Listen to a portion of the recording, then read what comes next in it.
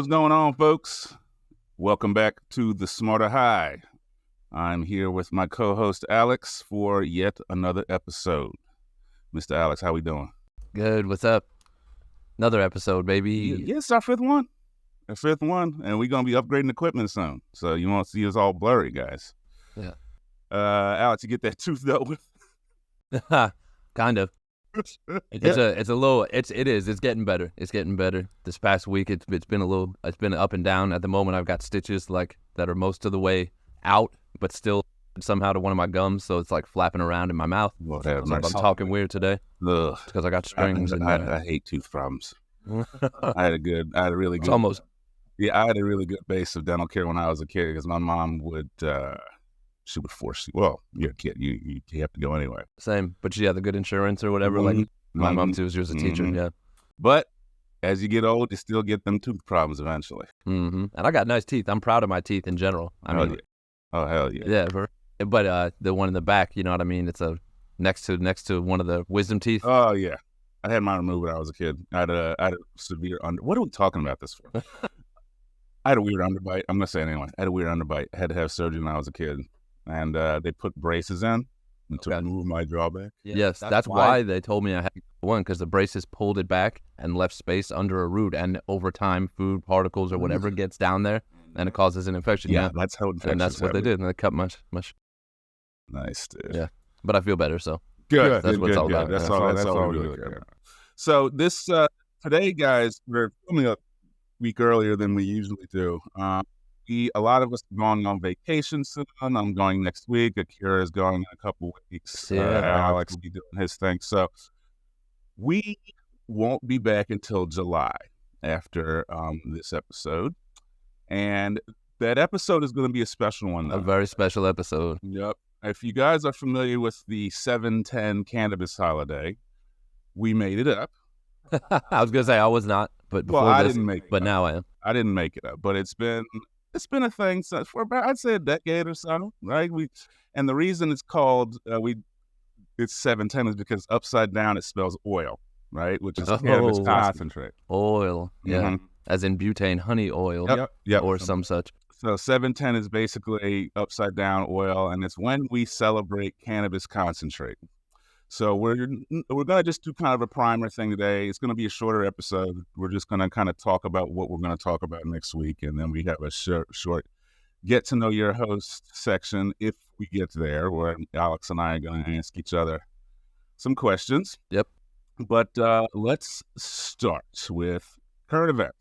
You know I love the current events. Current events happening. Yep. So Alex, did you hear this week anything about psilocybin or MDMA in the news? I did not, and I'm pretty good with the news too. But I guess our phones decide, and whoever it is, that's what news we get. And I haven't. But what's up with the algorithm? What's up with psilocybin? Because there's mushroom psilocybin and MDMA is ecstasy and stuff. What's up with those type of things? Well, good sir. So MDMA on the national stage had a little setback because they're trying to legalize it for therapeutic uses. But I was gonna say it does have valid therapeutic uses. It's not just this party thing. No, it has major qualities that could be beneficial, but I think that it's complicated, right? MDMA can be harmful just like any other substance taken therapeutically. So I think they got some more to figure out here. I forget the name of the organization, but the organization that, kind of makes these decisions put a report out saying, look, listen, pump the brakes. We got to figure out, this is kind of good for us on a national scale. Remember when I said last week, Americans just take things too far? Right. This is probably one of those. Because like when they outlawed candy flipping. Yeah. I'm just playing. I'm messing around. It's early in the morning. Yeah, it is early. Which means I woke up about 9 minutes ago, but that's typical. So with that setback for legalization, it probably won't be seeing any MDMA on the scene very soon. You'll probably be continuing to get that from your guy. Be careful with things made in pill presses, guys. A lot of malfeasance going on these days, and you could hurt yourself. So, you remember when they had MDMA test kits? They still got those? I think they do. What's to test the purity of it? Yeah. It's like a little. You put a dropper in if it turns a certain. I'm sure you could get one online. Test kits are useful, guys. If you're gonna do MDMA and or try some things like that, test kit, so you can test that you're not going to have a heart attack. To avoid the malfeasance. And isn't there something about water? I've actually personally never taken MDMA or ecstasy or anything like that. I know people that have. I guess I've had opportunities to, and I just never got around to it. Maybe I will before I die. But is there a thing about hydrating with it and stuff like that? Well, here's the thing. You feel very thirsty when you're on it, and some people overdrink water, but most people kind of dehydrate. And when you're, in a hot room, you dehydrate quickly. It's fast. It's a fast dehydration. You get cramps, and there's all other issues. Stomachache, and headache, and feeling weird. All kinds of other issues that happen when you rapidly dehydrate like that. Because most of the time you'd be in a club or something. That's where my experience comes from. You'd be in, some club in Miami. Concert or something. Concert in Miami going crazy. And I remember back in the day when I used to do these, go out. I'd always reach a point where I had sweat too much and my body started cramping. Right? And it'd be time to go home when your body started cramping. But I'm talking like serious body cramps. And that's totally a side effect of MDMA and having a good time. You got to hydrate. Water is important. Water is life, guys. So you're out there having a good time, stay hydrated. It happens. The same thing with alcohol. Got to stay hydrated. I don't drink anymore, but when I did. But MDMA will it said it's not going to be legal anytime soon. Maybe next time or whatever, for therapeutic purposes. But not for this time. I think when my generation takes over the government state houses, we gonna vote this in, because I'm gonna run for something. I want to be on my town council, Mount Laurel Town Council, Mark Sanders 2028 maybe. Nice. I want your vote. Make Mount Laurel great again. No, make Mount Laurel have weed everywhere. That's my slogan. Please don't go back in time and look this up and post this on YouTube when I'm running, guys. I was just kidding. So the next thing in the news, this is bigger, it's more local. Okay. New Jersey is moving towards legalizing psilocybin in some way, right? So originally they had planned to decrim psilocybin. And psilocybin... Just across the board, decriminalization, possession of psilocybin, sale of psilocybin. You would probably get some kind of ticket or something, and you probably couldn't, mass produce it. But they were going to just decrim it and let the magic fly. But as we know, once again, Americans, man, I've taken shrooms for a long time. My first shroom experience was in Miami. 2002 on my campus. Wow. And then once on the beach. Man, I can still remember how eye-opening it was. I was under the sky on South Beach. Man, I had never felt such, universal openness to the world. Mm-hmm. It is, everybody should experience it. I mean, I was never able to get back to where I was the first time I took it in secondary times, but shrooms can be mind-opening, and I understand how it could help with depression because I've had my own experience. But what they decided to do, rather than decrim it, is open it up for therapeutic use, which means you'll have to use it through a licensed professional. You'll have to get it through a licensed professional. And they're going to allow people to kind of be facilitators, but anybody, as long as you go through their training and you kind of sign on to their way of using things, you can be a facilitator and do this. And you don't have to have gone to college. You don't have to have a degree in anything. So they're going to allow regular people to facilitate the use of these things. They're going to basically give you your license to become the magic school bus driver. Yeah. You'll be out in the community. This is your shaman degree, and you can now shroom up the entire population. I have questions like, shrooming takes a while. Like, right. It's not something that... No, it's an hours-long process, for sure. It can be 6-7 hours. It's because the regular dose, or what, took when I was in my day, was about 3.5 grams. Wow. It's an eighth. Okay. All right. And you take that, and usually there is a rate of severe nausea, medium to severe nausea after you take it, because basically by taking psilocybin, it's almost like food poisoning yourself. mold or some kind of Yeah, special it's fungal fluid? almost, and the reason your brain goes into this state is because technically it's producing chemicals to counteract the food poisoning that you've gotten from your shrooms. Now, I am not a scientist, guys. This is just stuff I've learned over the years, so I reserve the right to be wrong about any of this. For sure. But the way it works is, you would take it, you go through that period of nausea, and you might throw up. Like if you take shrooms and you get really nauseous and you vomit, it's okay, common occurrence. But after that, you go through your trip, and a lot of times your trip is based on your current state. Like, you know how you'll take it with you, right? You'll take that state of mind with you into your trip. So Absolutely. if you were in a bad mood, or you have some deep-seated stuff to go over, Yep. you're going to experience that, right? And intensely. And sometimes it can lead to what we call a bad trip.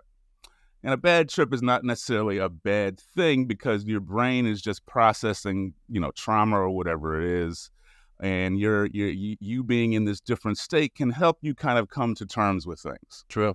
Or if you are in a happy state, which I was continuously for, my first couple of years of college, eventually it was not a good state. But if you're in a good state, it elevates that, and you can just feel amazing, right? You can feel like you're traveling the stars. This is how, LSD and other hallucinogens kind of affect the mind. And even people that do what they call astral projection, which is kind of like remote viewing. We're getting into some pseudoscience here. I know about that. I'm actually very curious about meditation and viewing and stuff like that. Me too. Or the stock market. That's not how it works. But they did apparently. The government, when they did it originally, they were just messing with stuff, and they predict whether the market would go up or down. Russell Targ or whatever was the scientist. Oh, yes. So they were able to predict, and they made $125,000 back then, which is like bajillion dollars today. All right. So we're going to get into remote viewing. Wait, but before, I did just want to ask about the shrooms. I tried shrooms personally twice. 2 times in my life. The first time I had a religious epiphany. I'm looking at the sun, same thing. I took a half-eighth of shrooms in Louisville, Kentucky. We had a pledges drive us around at the time in my friend's truck, because we had to do. So we were in the back seat tripping. And you're driving down the interstate. I'm looking at the sun. I'm like, oh, everything makes sense. Like the grass is the earth's hair. Like it all makes sense. Like it doesn't make sense now, but it did at the time. Like, wow, oh, I see it now. Like I get it. It's the sun. Like But you definitely have those type of moments. Speaking about bad trips, I was in the back. It was getting dark. The trees at the interstate look like they're singing to me, like like down, along the line in the interstate. But I look at my hands, and they've become long, sharp fingers that are claws, and I'm like, oh shit, this is going bad. Like I remember registering it in my mind, this is going bad, this is gonna be a bad thing. And then I'm like, oh, I gotta take control, because it's in my mind. Like I knew I had a cousin that told me one time, he's like, if you're ever in a bad trip, just remember, like, no, for this, I want this, I can control this, like this is something that's good that I'm doing, you know what I mean? I wanted this. So yeah, but I looked at my things, and then the song "Float On" by my house came on the radio, and it chilled me out, and was like, okay, no, I'm not like a demon with long sharp claws. I'm not changing into a demon. Yeah, like I literally looked down, oh, why are they sharp? Why are my fingers so sharp?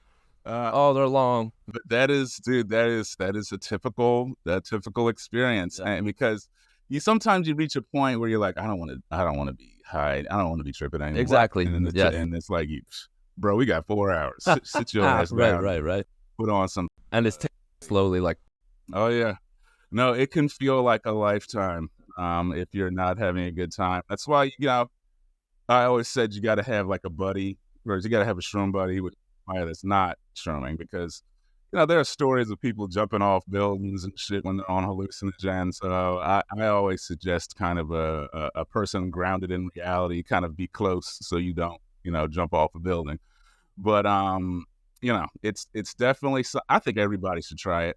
Now, there are some situations where if you're on certain types of meds, I think SSRIs are a big one.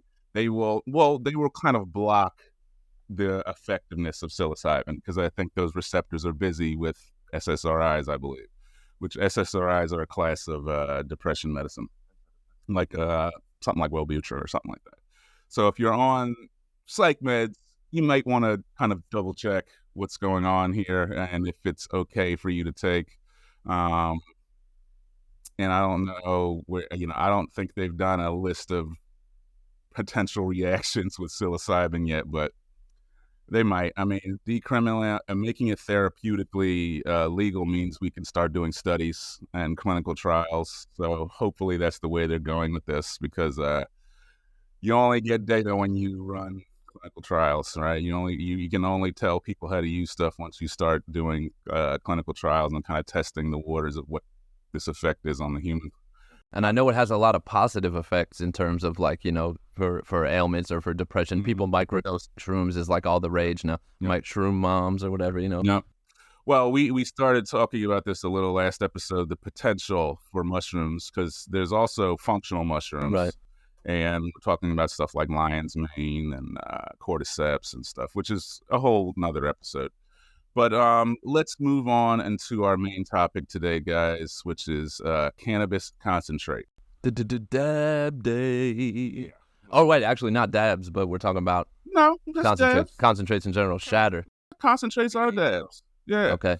Well, here's the thing. So dabs always start as cannabis. It depends, all this stuff. It starts as cannabis concentrate, and it's either used raw as dabs, or they take it and they use it to make edibles, or they use it to put it in pens, or all kinds of different things. I love the pen. See, I'm a pen. I like a good pen every now and then. I know that's people that are against the pens, but I do love myself the pen. It's the ease of it. You don't gotta. It doesn't smell like you the blunt, and now you gotta, all this, like the pen, the discreetness of a pen for me, and the ease of it is just. The pen has really helped cannabis concentrate proliferate across the entire country. Everybody's familiar with pens now. Yeah, it's accessible. Right, it's a very accessible thing. You get a cartridge of your oil, you get a battery, and now you're using cannabis. It doesn't smell as much. You can easily dissipate the scent. It's not like smoke. It doesn't get in your clothing or fabric. So, right. I think the pen and dab cartridges are largely responsible for the acceptance by a large portion of society. Right.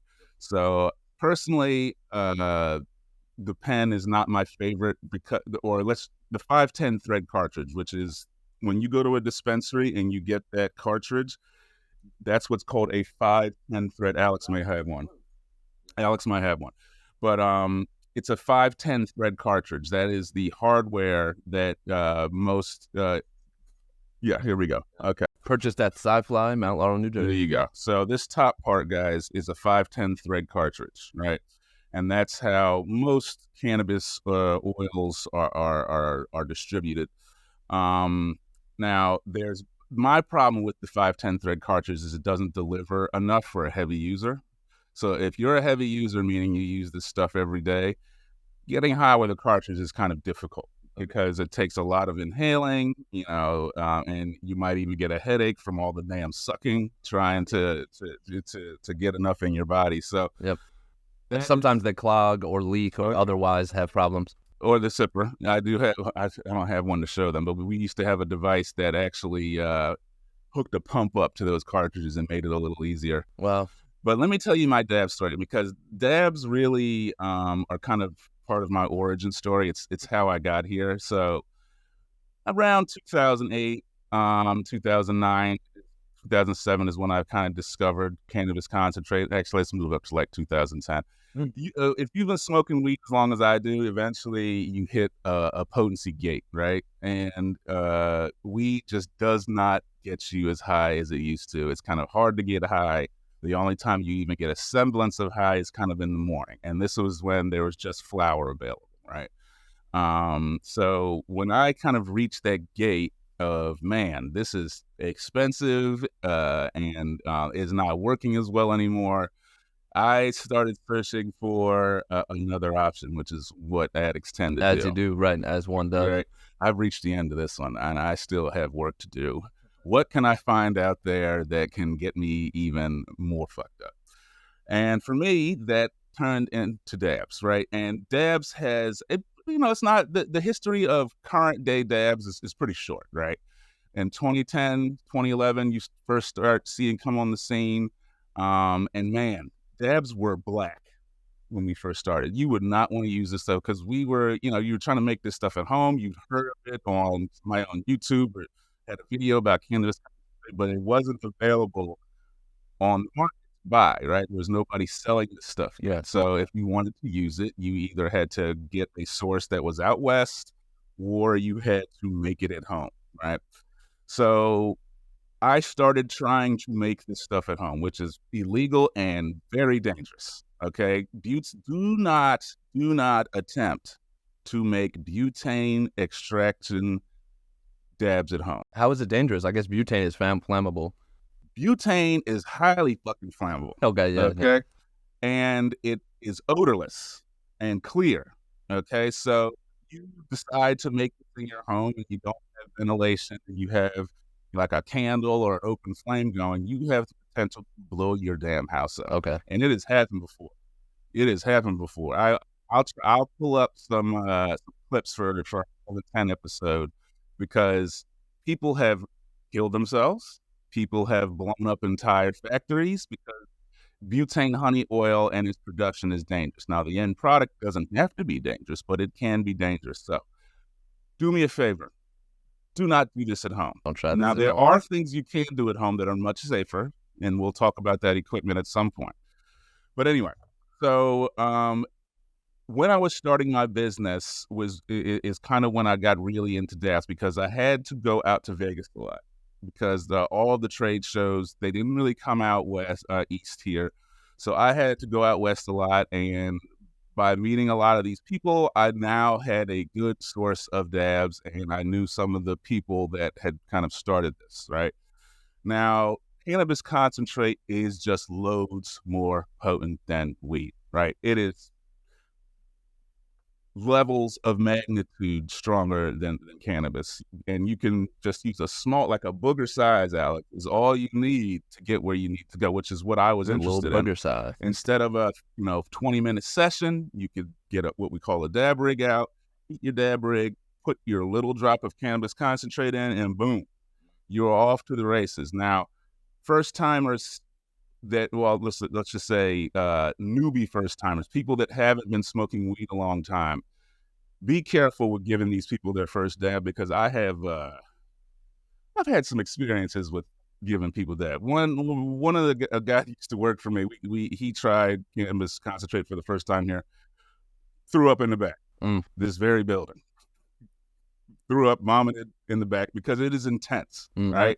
So be careful who you give a dab to because it can ruin their day, right? It's not going to, kill them or harm them, but it could be a trip because when you hear these stories of people going to the hospital for weed, right? You ever heard one of these? Yeah. It still happens. Legends of well, cannabis overdoses, which is basically getting too high. It happens. Yeah. It happens. So a lot of times you'll see somebody go to the hospital and all they're going to give you is fluids because they at this point they're used to this. People coming in because I'm so high, something's wrong. It's like yeah. And there are even some 911 calls. People call them. These are the funniest fucking 911 calls you ever heard. Because 911's not funny, but it's funny when the guy calls up talking about why is the wall melting. Mm-hmm. So I will try to get some of the clips of those for the 710 episode. But as I kind of got better at getting out to Vegas and finding my stuff, I became a soldier of fortune for cannabis concentrate because it's really the end game in terms of potency. I don't think we're going to get any further than that because it is still in its natural form, right? There are three main ways to produce cannabis concentrate, right? You got a heat press, you got CO2 extractions, and you have butane extractions, which we will go to a little more in depth. Now, cartridges a lot of time have CO2 extraction, right? Okay. And CO2 being carbon dioxide extraction. Those extractions are usually more viscous, right? I don't know if you're familiar with dabs, you know that sometimes it's in like a sticky but pliable form. Like a wax type of thing, rather than a liquid, which these are liquid, and they don't flow, but it's like a syrup liquid of the honey or something. Yeah, and that extraction is usually done by CO2 when they're doing it in a cartridge. Okay. CO2 is a safer way to do it than BHO, because with BHO having the explosive properties, CO2 doesn't really have that. But so dabs and finding dabs and wanting to know more about dabs is kind of responsible for where I am today, right? It was my kind of discovery of this that kind of got me started. And I am a dab expert, right? You can come into the store and I can get you everything you need and you know, quickly and simply, and get you where you need to go, because I've been doing this longer than most people. Yeah. There are not a lot of dab experts out there in New Jersey, but Definitely they're growing fast here. There's a lot of them. There's a Reddit, cannabis Reddit from New Jersey. Okay. There's geniuses in here. Cannabis geniuses, guys, because there's no data on this stuff, so you end up listening to the podcast because we sit and talk about this stupid stuff all the time. Mm-hmm. So we're gonna get really deep into cannabis concentrate on our 710 episode. We're gonna use some on camera probably towards the end of the episode, because if I do it at the beginning, I'll just be stuttering and forgetting my place, and nobody wants that. So we will get really deep. I want you guys to ask questions in preparation. If you go in the comments and ask us questions, anything you got about cannabis concentrate. Alex is gonna kind of be our newbie, and he's gonna ask questions, and I'm gonna walk him through taking a dab. But we want this to be an educational and fun experience. Yeah. So come prepared. We might even go live that day, even though I'm kind of trepidatious about that. But we might go live, and we're kind of going to get into the weeds. And it might take a while. The weeds, yep. No pun intended. Yep.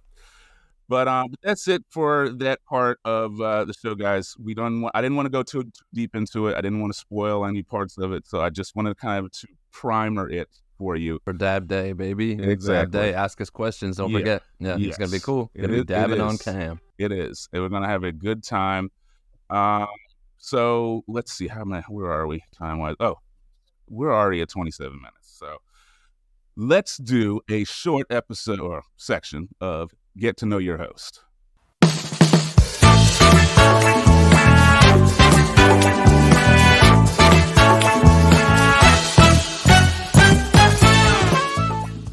Get to know your co-host. Alex and I have a couple questions for each other. Well, one question each, and we're gonna try not to drag on because I get ranty. Same. Alex, what you got for me, buddy? So I was gonna ask a question on behalf of the people and myself. Mm-hmm.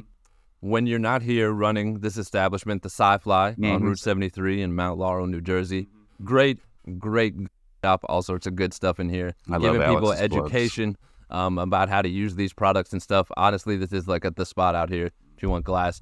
But when you're not here running beautiful ScyFli smoke shop, what is it that you do? Hobbies, like what do you do outside of here? Oh, okay. What does the old boy do on his free time, huh?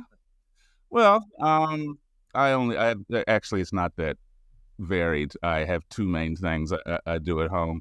When I'm not cleaning up my mess at home, because I'm messy. I do a ton of video games, which we talked about this before. I've been video gaming since the 80s. And it is how I recharge myself, man. Like this week is Summer Games Fest online.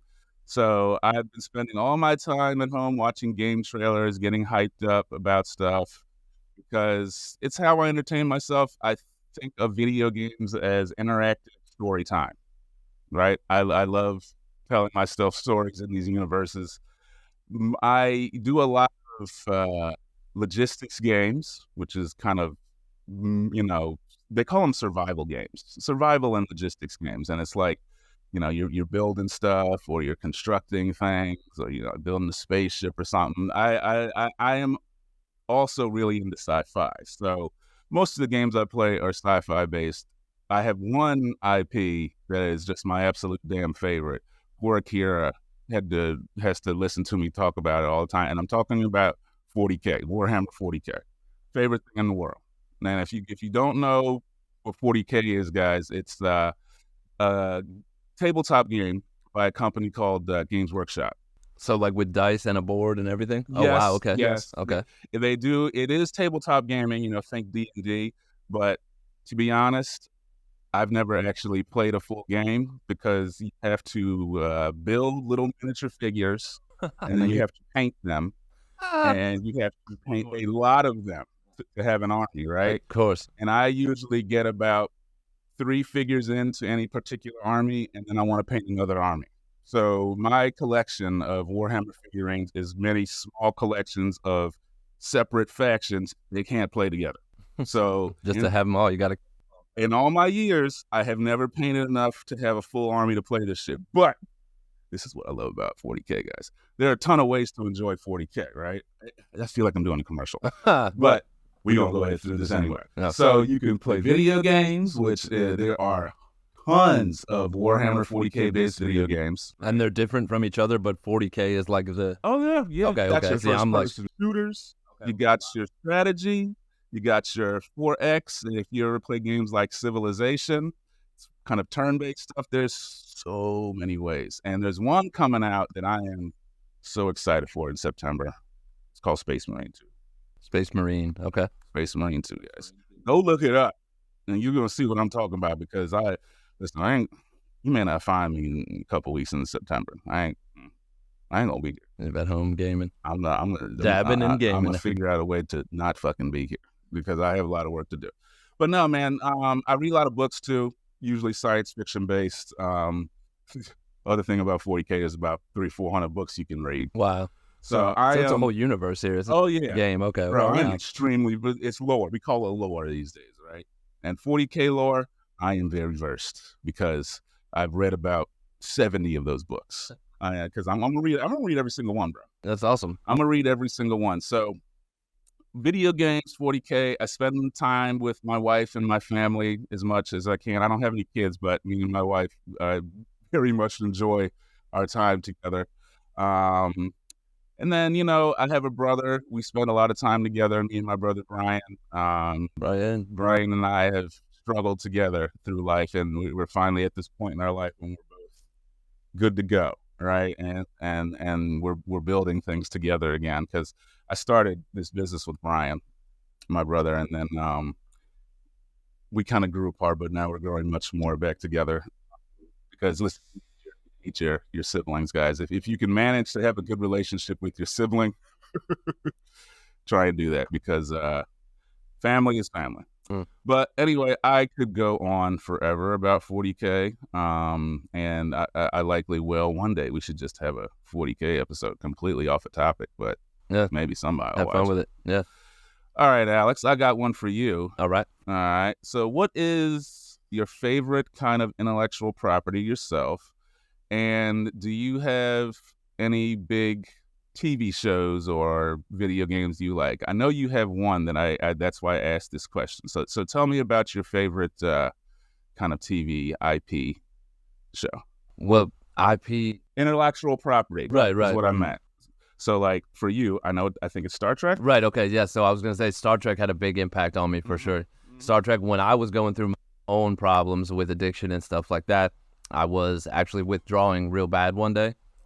I either didn't have money or someone didn't have, pills that I was looking for at the time. Which gets typical sometimes. Absolutely. It's part of the deal, which is so frustrating and so just like, but in any event, I'm sitting there like, I can't, it was after I've been on doing it for a couple of years and I'm like somehow stringing life together for these couple of years and the money required to like make this work, which is crazy looking back. But anyway, and this is not sustainable. Like so anyway, I'm withdrawing real bad. Anyway, that's what it was. When you're withdrawing, you can't go up and do things. You can't go to work. You can't go to dinner. You can't go to this, that.